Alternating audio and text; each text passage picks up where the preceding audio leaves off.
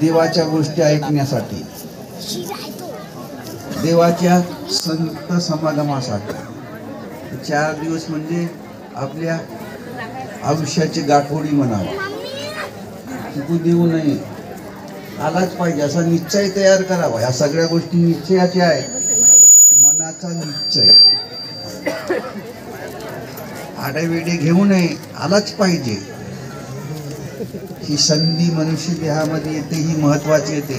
असा विचार करावा का आम्हाला देव 4 दिवसासाठी 360 दिवस जिवंत ठेवते. 360 दिवस 4 दिवसासाठी. मग गेला नाही पाहिजे का? गेला पाहिजे. आणि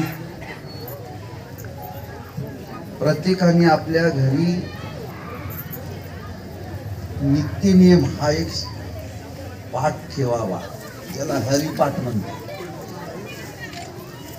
प्रापंचिक जीवनामध्ये, कुटुंबामध्ये हा हरिपाठ होणे आवश्यक आहे.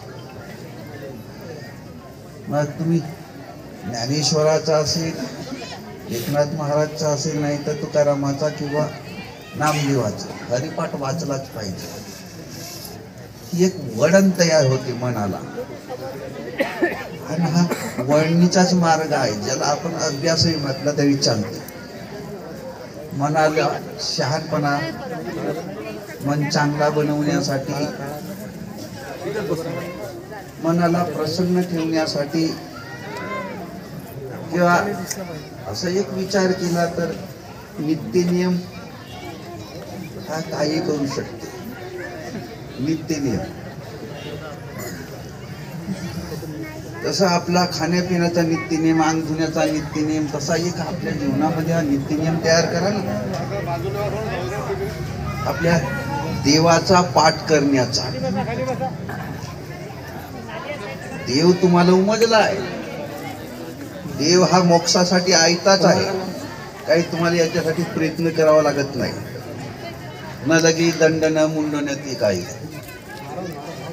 देवासाठी प्रयत्न नाही. तुमच्या दैवाने, तुमच्या भाग्याने, तुमच्या पुण्याईने तुमच्या जवळ प्रगट झालेलाच आहे.